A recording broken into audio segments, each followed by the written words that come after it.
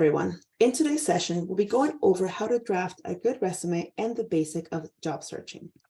But first, let's discuss resumes.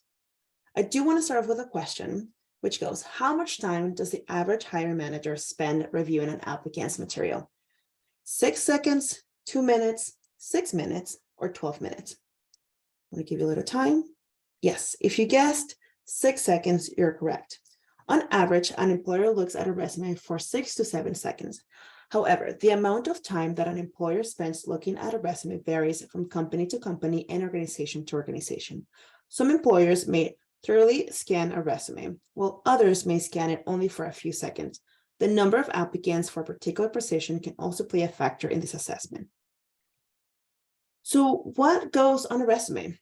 The basic components of a resume are your contact information, education, experience, extracurricular activities or community activities, skills and awards. Not everyone has all of the skills or awards, and that's okay. You can start little by little. So if you start doing some community service or some internships or a small jobs here and there, you can start adding them up on your resume.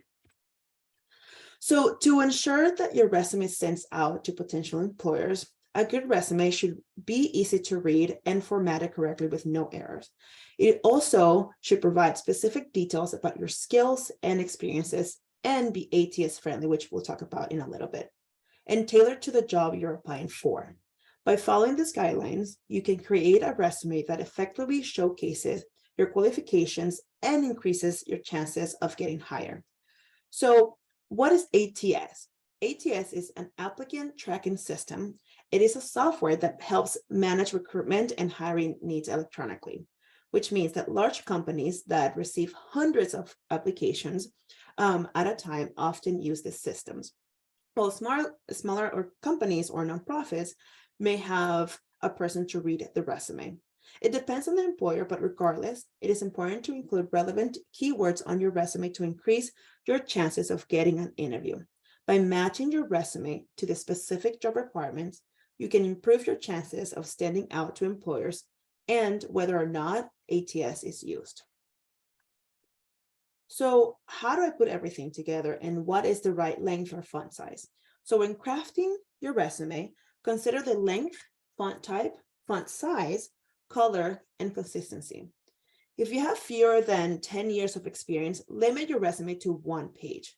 We recommend Arial as a font size or alongside with other popular options such as Times New Roman, Calibri, or Cambria. Whatever you choose, it will work. The ideal font size is 11, 11.5, or 12. If you're going to see that your resume is going up to 2 pages, sometimes lowering the number on the font size may bring it up to 1 page, and that's great. Black print is the easiest to read, but when you use one additional color, make sure that it stays consistent throughout the resume. Lastly, make sure to maintain consistency in spaces, text, font, and formatting throughout the document. So then how do you put it all together and what goes what and what goes first? When listing your experience on a resume, the reverse chronological order is a safe and effective way for college students, high school students, and recent grads, and everyone that works. This means that you should put your current and most recent activities at the top, followed by your older experiences. By using this format, your current college and job experience will be listed first, followed by your previous experiences. This makes it easy for the employer to quickly see where you are now and what you have done in the past. As you gain more years of work experience and you're no longer in school, your education will eventually transition to the bottom of your resume. Unless you go back to the school for, let's say, a master's degree, then you can bring it up to the top. So what are some of the common and resume mistakes that I've seen or everyone kind of does at the beginning of when creating a resume? It is important to ensure that there are no extra spaces between words or rows and to check for spelling and grammar errors. It's also important to include enough details when describing your experiences and to list them in reverse chronological order, kind of what we were talking about. Inconsistent formatting, such as different bullet point size or fonts, and not saving the document as PDF with your name can also be problematic. Also, it's important to include all relevant skills and experiences, including volunteer activities and if you're part of a club. Also, make sure your resume makes it more attractive to potential employers. So let's look at how you can highlight your experience. It is important to showcase your experience. Make sure you use action verbs to demonstrate what you have done in the past or what you're currently doing in your current job. To do so, add more details to what the job entails. Remember that the work is so much more than what you think. So for example, here we have someone who works at Starbucks or does customer service. You might work at a restaurant or a store. It is very easy to put on your resume, make and serve coffee to many customers. Now, let's switch it around and make it more attractive for the hiring manager, right?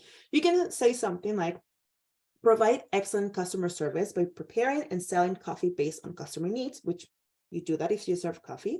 You can also say, handle payment transactions, including cash and digital, which again, comes with your work experience because you handle the money and you handle how it gets paid. You can also say something like audit stock inventory on a weekly basis, which all of this is true, right? If you work in customer service or if you handle any type of merchandise, you're always doing audits and you're doing inventory.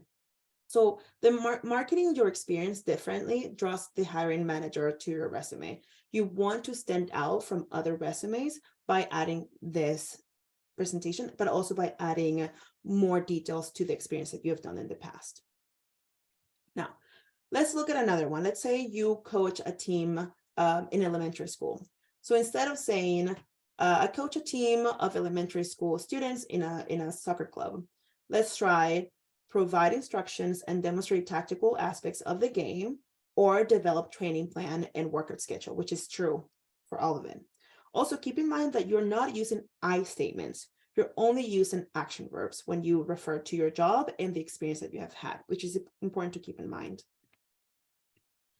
Now, here's a list of action verbs that you can use. We're going to be sharing this with you, but using action verbs helps to create a more dynamic and clear picture of your professional experience, making it easier for recruiters to understand your achievements and qualifications. Using action verbs can also help you to stand out from other candidates, especially if you use strong, specific verbs that relate directly to the job you're applying for. Now, let's look at a resume that you have in front of you really quick. Let's see, what do you see that doesn't look right or you can improve? Right off the bat, I can see that there are some difference in font size. Also, the colors of there's some of the font is black and some of the font is gray. If you look on the right side, the icons are misaligned, which they need to be aligned. So while the experience of a candidate may look pretty good, a poorly formatted resume can still hurt your chances of getting an interview.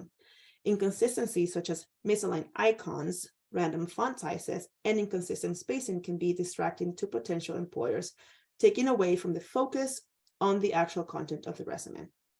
Ultimately, while the substance of the resume is the most important factor, a well-formatted and visually appealing documents can increase the likelihood of getting noticed by a hiring manager.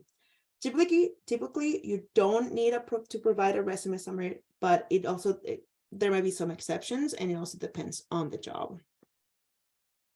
Now, let's take a look at another resume on here. If I look at it without reading it, it looks good. The format is great. I like it.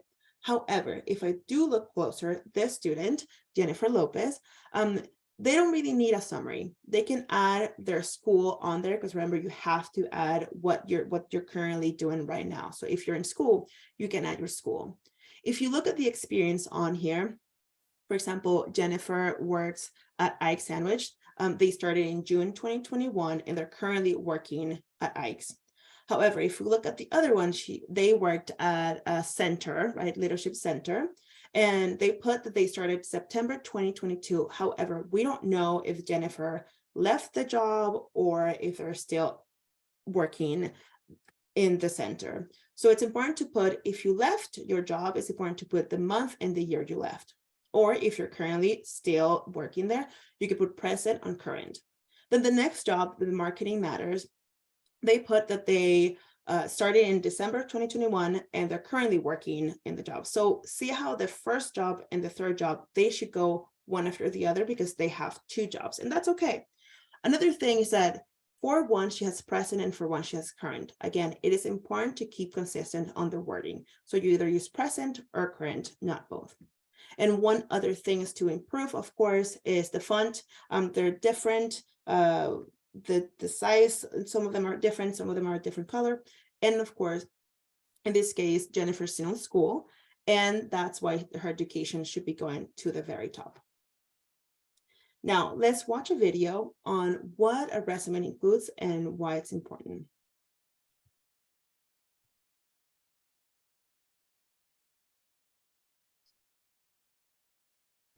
Potential employers about your skills, work history, and more. Because it's so useful and versatile, almost every job search begins with one. But even though every resume has its own look and feel, they usually contain the same basic types of information. It all starts with your contact info at the top of your resume. Include your first and last name, phone number, email address, and either your mailing address or just your city and state. The summary offers brief highlights of your most notable skills and achievements. Although it's not required on your resume, the summary can make a great first impression on a hiring manager and may convince them to keep reading. Your work experience is one of the most important parts of your resume. It details where and when you've worked, along with your tasks and achievements. This is where hiring managers usually determine if you're suitable for the job, so make sure you present yourself in the best light possible. Because many jobs have some sort of educational requirement, you'll need to list where you attended school, what degrees or certifications you've earned, and so on. You should always include this section, regardless of how much education you've completed. The skills section can reinforce your work experience by listing any technical or career-related skills that can help you stand out. Remember that a resume's purpose is to grab an employer's attention and get you an interview.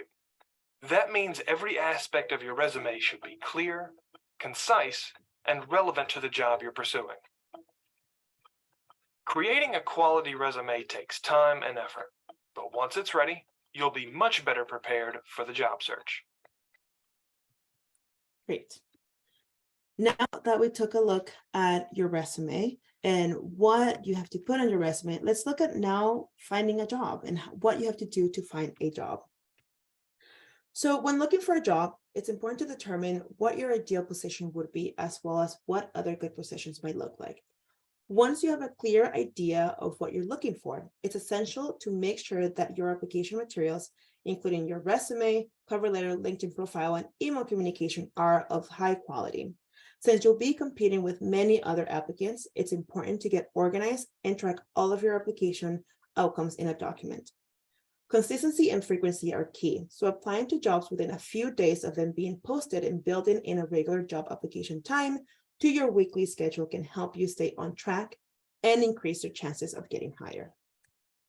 So as you see on the screen, I created this document, and it's not a template. It's something you can create on Google Docs or an Excel sheet, and it's pretty much staying organized. You can name the title of the job, the deadline when it's due, how much they're paying, the location. In this case, these two jobs that you see on here are actually real. I got them from the website, and they're close to Pioneer High School.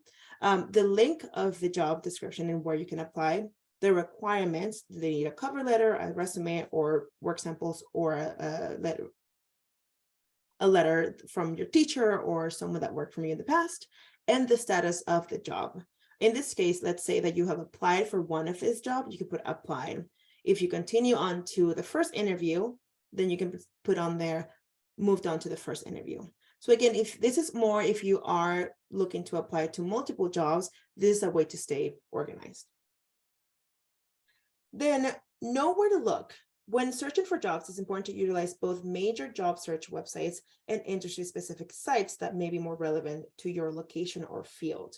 So in this case, I got there's this website that I actually got from Pioneers High School website, the career website, and it's called Sepia. And this is just a general search for jobs that you can use. They have a filter specific for high school students. So if you're looking for a job and it's specific for you high school students, you can filter it and only jobs that are for high school students will appear on there. Another idea is if you want to work in nonprofit in the long term or look for social impact careers, you can use something called Idealist. Also LinkedIn, I think a lot of us are very aware of LinkedIn. This is more general and more corporate. You're going to find some nonprofit jobs on there, but it's going to be more corporate. And you can do a lot of research on here as well. And you can look at the companies and who's working there and everything. If you want to look more into federal jobs, federal government jobs, you can use USA.gov, or you can use Google Jobs. It's not just jobs for Google, it's a search engine that you can look for jobs, kind of like LinkedIn. Keep in mind that you can also let people your network know that you're searching for a job and ask them to keep an eye out for you. About 70% of jobs are filled via network, so this can give you a huge boost when you're doing your search. Another pro tip that I'm going to give you is if you're looking for a job in one of those search engines, it is important and highly recommend that you create an email alert. What does that mean? Let's say that you're looking in the long term, you're looking for a job in marketing. You want to work in marketing, you want to work in San Francisco, you want it to be hybrid or remote, and you want to make sure that it's in a company that you want. So you can filter this website to find that job for you and then create an email alert. That means that either weekly or bi-weekly, you're going to get emails from let's say from LinkedIn on the specific jobs that you're looking for. Again, this is helping you find a job. It's not helping you actually apply for the job. You have to apply that on your own. And of course, keep track. So there are a lot of different resources that we want to give out to all the students. I talked about the job and internship boards that you can use and the links. And also we're going to be sharing resume advice, what a cover letter, which we didn't get to talk to about today, and what are some resume tips and templates that you can use. And of course, action verbs. So what's next? If you don't have a resume at all, definitely do more research on resume and what they look like. And there's a lot of information out there that you can look into. But then start by just putting something together. Forget about what it looks like. Just start putting some of your experiences together and then start organizing it by, again, reverse chronological order. Add your work experience, your volunteer experience. And then once you think you have it done, either ask your parent, a teacher, or a mentor to review it. And that's how you're going to start getting that resume built for the next job that you might want to apply for. So I hope all of this was of great help for you, and I wish you nothing but the best. Thank you.